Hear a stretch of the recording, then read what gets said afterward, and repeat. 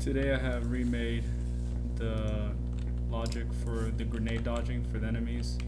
So in a previous video I had actually made it so that the navigation would be null around the grenades.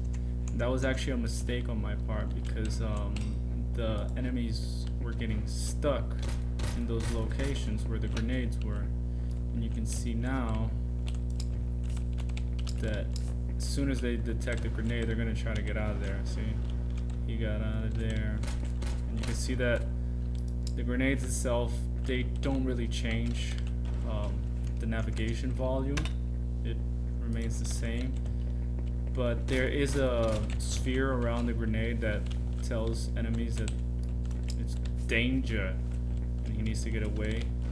So you see he's actually doing it really nicely, getting away from. Oh, it doesn't always work out in their favor because, you know, sometimes there just wasn't enough space for him to get out, not enough time.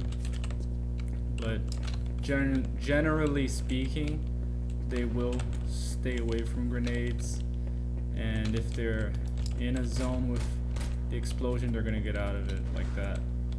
So yeah, it's pretty believable now, and the way we accomplished that was with using behavior trees.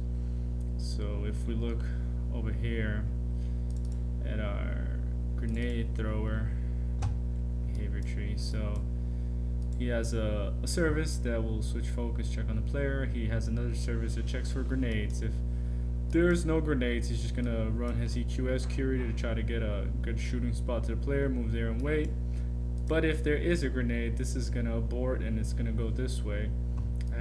Actually, I can show you this working. He's gonna go that way and he's gonna run a EQS check, which I will show you. It's just this, just try to get a distance at least of 800 units away from the grenade, and a path has to exist to that distant location, or else it's unreachable. He's not gonna go there.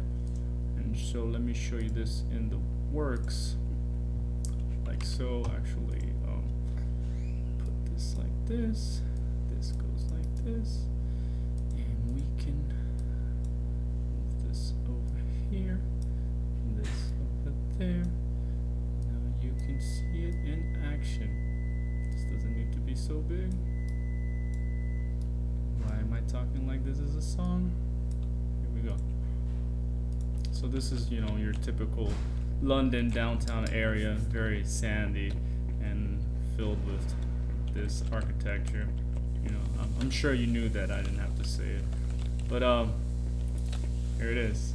See, there's no grenades. No grenades. You see it on the left.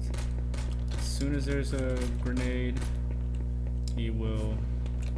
Oh, actually, we were watching the wrong guy. Let's switch to here we go. Oh my goodness, I blew up. Come on, buddy. Come on. Getting my bum whipped. So there you go. See it? He saw it and he's looking for another location. Now, I mean, of course, you can kill the enemy. That's kind of the point of this game. I don't want immortal enemies. Oh, that one failed him badly. But that happens. It does happen, you know. But generally speaking, it works. You know, it's not perfect because you don't want a perfect AI. You know, you just want it to be believable enough, but not impossible. So let's see, they do dodge it. It works using EQS. So it's very, very, very much performant since EQS is already in C++. So that's the upside of, you know, working in blueprints and using behavior trees and EQS. You get the best of both worlds. You get the built-in epic C++. Oh wow, did you see that the call was stuck to the sphere?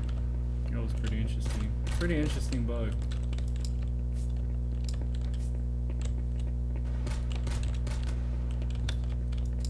yeah, just another day in London. In a typical London town with lots of, lots of folk around hiding in their villages. Or is this Kansas? No, I could be confused. This might actually just be Kansas. Alright, there you have it. So, Unreal Engine, behavior trees, EQS, AI, and grenades.